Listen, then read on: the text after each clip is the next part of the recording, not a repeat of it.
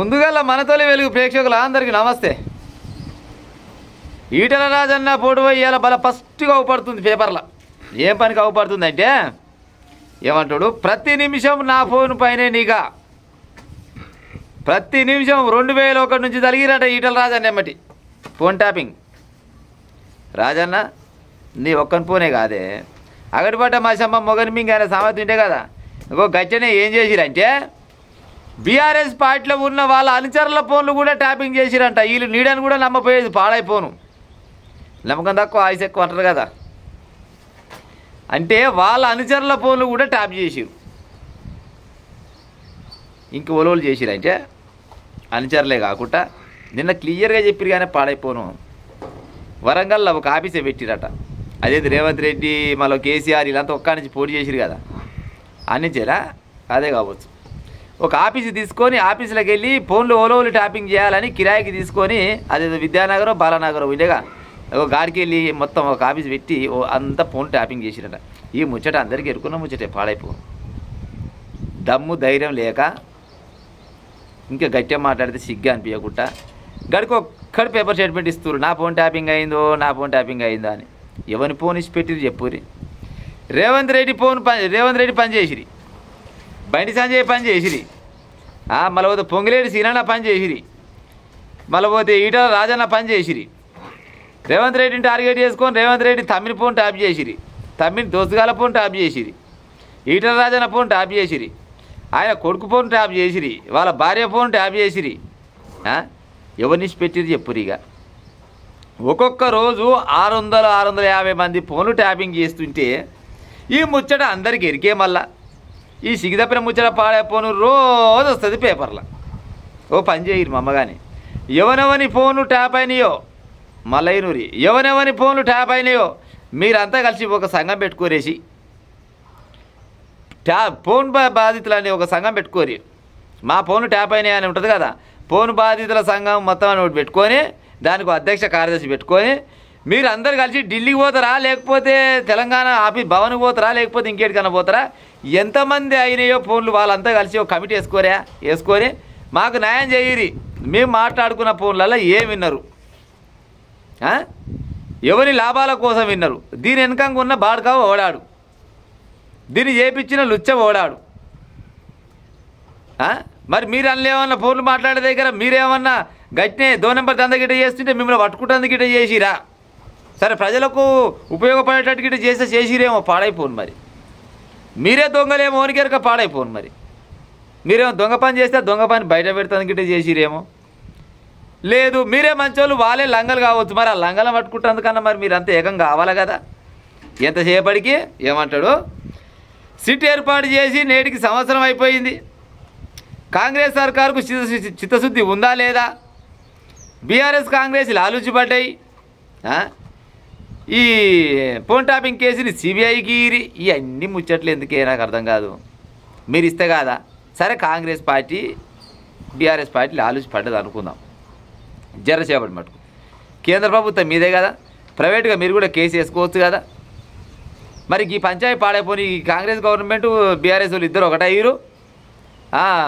మరి మా phone tap చేసి రాని పోయి సిబిఐ వాళ్ళకు చిన్న దరఖాస్తు పెట్టుకోరా. అది ఊరికైనా సిబిఐ వాళ్ళకి ఏం పని లేక వస్తారా, అలా చెప్తొచ్చేదే మా యొక్క మీరు చెప్పకుంటే వస్తారా. ఏమన్నా అంటే కాంగ్రెస్ బీఆర్ఎస్ ఒకటనేమో బీజేపీ అంటది, బీజేపీ బీఆర్ఎస్ ఒకటనేమో కాంగ్రెస్ అంటది. వాళ్ళ మీద వీళ్ళు నొక్కోవాలి, వీళ్ళ మీద వాళ్ళు నొక్కోవాలి. గింతే ముచ్చట తప్పితే జనాలకి ఏం మెసేజ్ ఇస్తున్నట్టు మీరు. ఒక్కని ఫోన్ యాక్టర్ల కానించి మొదలుకుంటే ఇళ్ళల్లో పనిచేసే పని మనుషుల ఫోన్ల దాకా ట్యాప్ చేసిరు. అంటే మరి ఎవరి మీద ఎవరికి నమ్మకం లేదు చెప్పు. ఇంకా దీనికి ఏం చెప్తుంది, నా ఫోన్ ట్యాప్ చేసిండని బిడ్డ చెప్తుంది, నా ఫోన్ ట్యాప్ చేసిండని అక్కడ ఆంధ్రప్రదేశ్లో చెల్లె చెప్తుంది. మరి ఎవరు చేయొచ్చు ఇలా ఫోన్ ట్యాపింగ్? ఫోన్ ట్యాపింగ్ చేసినాడు ఎవడో అని తెలంగాణలో ఎవరికి తెలియకుండా వచ్చినా తెలుసు కదా. మరి తెలిసిన దొంగను ఆడిసిపెట్టి ఉత్తోళ్ళ మీద ఎందుకు బదనాం చేస్తారు చెప్పురు. ఇక ఆ మూల ఉంటే పద్మదేవేందర్ రెడ్డి ఓ మా పార్టీ అన్నది, ఆమె పని కూడా చేసిరు, ఆమె ఫోన్ ట్యాపింగ్ చేసిరు. ఇంకోలో ఉండే కదా మరి జనార్దన్ రెడ్డి ఏదో రెడ్డి ఉండే కదా, ఆయన ఫోన్ కూడా ట్యాప్ చేసిరు. ఇంకా ఇట్లా ఎవరు తీసి పెట్టిరు చెప్పురి.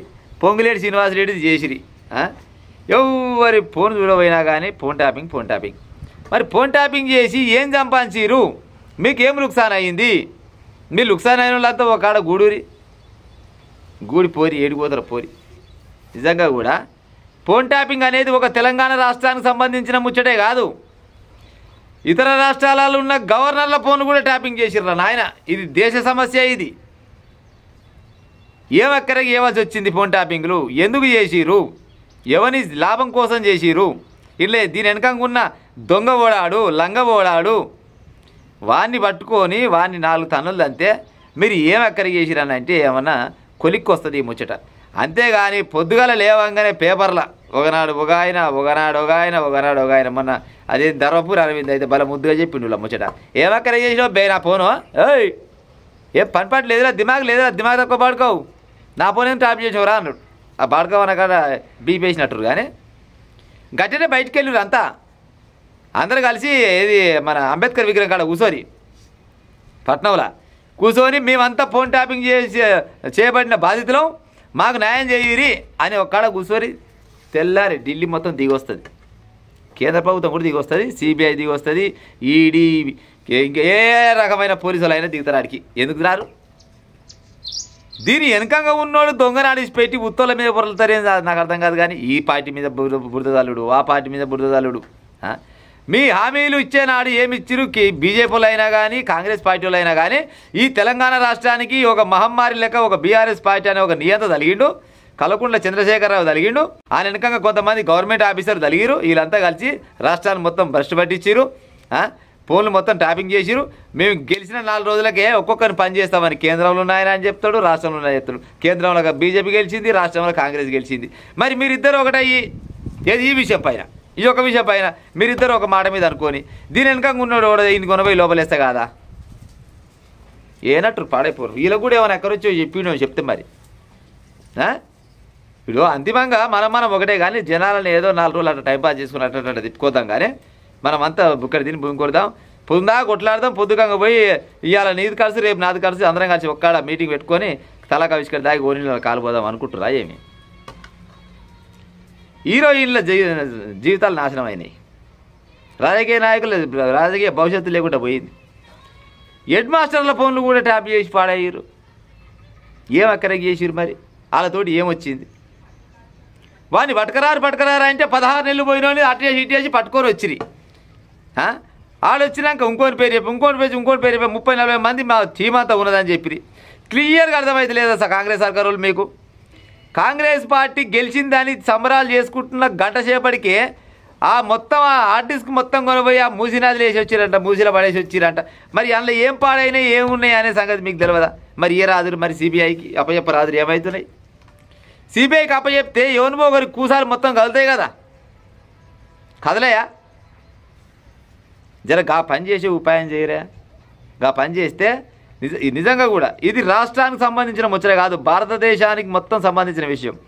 ఫోన్ అంటే తన పర్సనల్ అని కేటీఆరే అన్నాడు. దాని ఫోన్ ఇర్రా నాయన అంటే నేను ఫోన్ ఈయన ఫోన్ మొత్తం నా పర్సనల్, భారత రాజ్యాంగానికి వ్యతిరేకం, అట్టెట్టుంటారు భారత రాజ్యాంగబద్ధంగా ఒకరు ఫోన్ ఒకరు ఎట్టింటారు అని తపూసి మాటలు చెప్పిండు కదా. మరి ఆయన ఎట్ట ఇన్నాడు అన్న సంగతి చెప్పరేందుకో? మరి పెట్టురి అందరు ఒకటయ్యి, అందరు పార్టీలో అంతా ఒకటయ్యి దీని వెనకంగా ఉన్నవాడు దొంగోడాడు అని పట్టుకుందాం, అని పట్టుకొని అని కొనపోయి లోపలేదాం అనే ఆలోచన రావాలి. లేదు ఆయన వెనకంగా మరి మీరు గిట్ట ఉన్నారా పాడైపోను మందికి కూడా కొట్లాడుతుంది. ప్రజలారా నేను చెప్పిన ముచ్చట అక్షరం తప్పునా కానీ బరాబర్గా కామెంట్ పెట్టుది. ఈ ఫోన్ ట్యాపింగ్ ముచ్చట దగ్గర ఏడాదికి ఎక్కువనే అవుతున్నాడు పాడైపోను. రోజుకోడు దొరుకుతున్నాడు, ఆడు దొరికింది ఈడు దొరికింది ఆడు దొరికింది కానీ దీని వెనకంగా ఉన్న రౌడిగాడు ఓడాడు అని పాత సినిమాలల్లో రాజనాల మళ్ళపోతే జగ్గయ్య మళ్ళపోతే ఇంకేదో ఆ పెద్ద ప్రభాకర్ రావు యాక్టర్కి ఇట్టుంటారు కదా, అది కొండవీడి దొంగ సినిమాలో అమరీష్ పూరి ఉంటాడుగా, అమరీష్ పూరి అనుకుంటాడు బయటనేమో పోలీసు లెక్క తిరుగుతాడు, వెనకంగానేమో మళ్ళా విలన్ ఆయనే, 2 ఆయనే ఉంటాడు. మరి అసోంటి అమరీష్ పూరి గాడు ఓడాడు. ఆ అమరీష్ పూరి ఓడ అనేది తెలుసుకోవాలంటే ఫస్ట్ మీరంతా కలిసి సిబిఐకి అప్పచెప్పి ఉపాయం చేయరు. మీరంతా ఏకమయ్యి మీరంతా ఒక కమిటీ వేసుకొని ఒక సంఘం పెట్టుకొని వాళ్ళ సంగతి ఎంత చూసే ఉపాయం చేయరు ఫోన్ ట్యాపింగ్ చేసిన వాళ్ళని. ప్రజలారా నేను చెప్పిన ముందు రావద్దాం అయితే కామెంట్ రూపకంగా చెప్పి ఉంటాం మరిగా.